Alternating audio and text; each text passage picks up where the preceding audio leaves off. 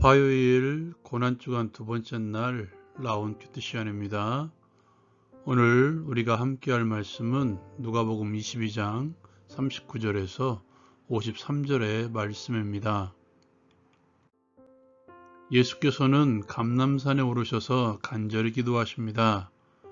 그 후 자신을 잡으러 온 무리들에게 순순히 잡혀가십니다.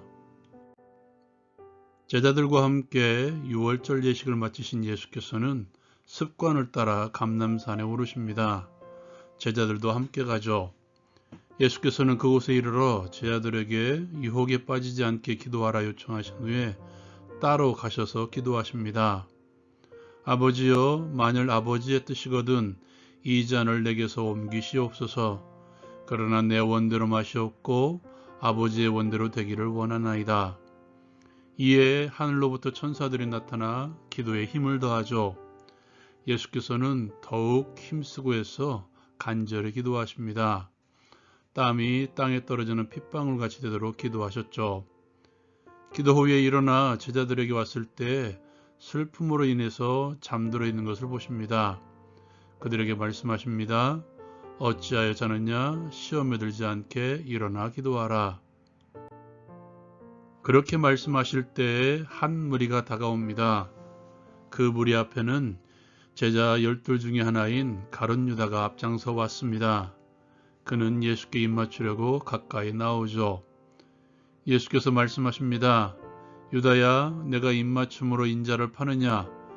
제자들이 이 상황을 보고 우리가 칼로 칩니까? 라고 말하며 찾아온 무리 중에 하나인 대제사장의 총을 쳐서 그 오른쪽 귀를 떨어뜨립니다.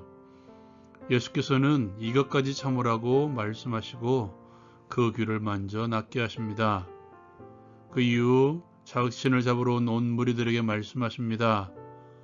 너희가 강도를 잡는 것 같이 검과 몽치를 가지고 나왔느냐?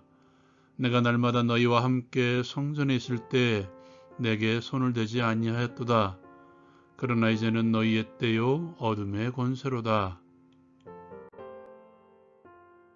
적용을 위해 함께 나누는 시간입니다. 예수님은 어려움을 앞에 두고 기도하셨습니다. 이제 얼마 후면 잡히시고 고난을 당하실 것이며 극악한 벌인 십자가형을 당하실 것입니다. 여러분이라면 어떻게 하시겠습니까? 예수님은 기도하셨습니다. 기도하러 감람산으로 오르셨습니다. 성경은 예수님께서 감람산에 오르실 때 습관을 따라 감람산에 가셨다고 말씀하고 있죠. 십자가를 앞에 두어서 따로 시간을 내어서 기도하신 것이 아니었다는 것입니다. 예수께서는 늘 습관적으로 기도하셨습니다.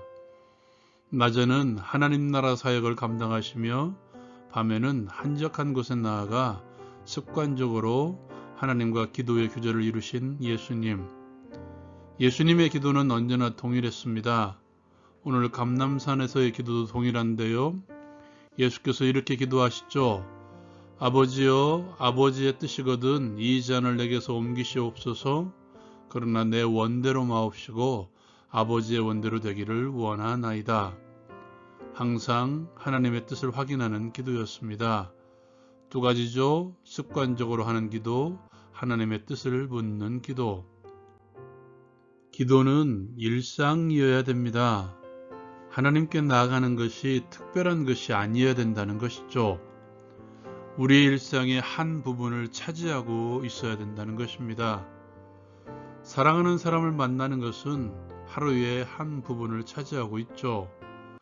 그 만남이 특별하지만 그러나 만나는 시간은 언제나 일상의 한 부분을 차지하고 있어야 된다는 것이죠. 기도가 그렇습니다. 그 평범한 일상이 우리를 특별하게 만들 것입니다. 그리고 하나님의 뜻을 묻는 것이 기도의 가장 기본이죠.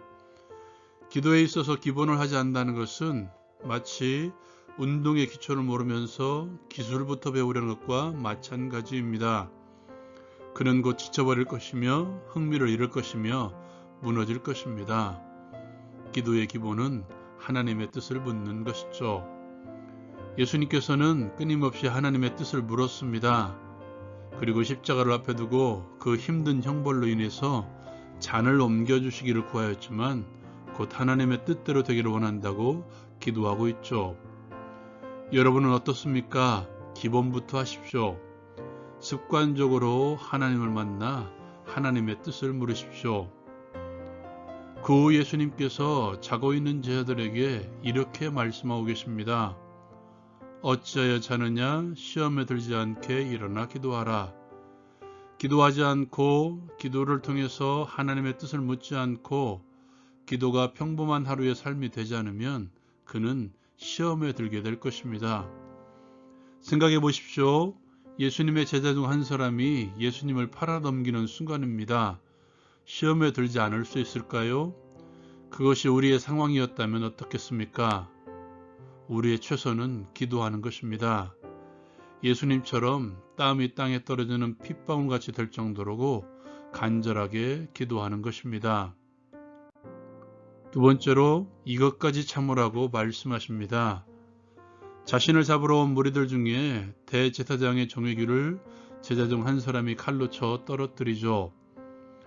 예수님께서 그를 고쳐주시면서 하신 말씀이 바로 이것까지 참으라고 하신 말씀이죠.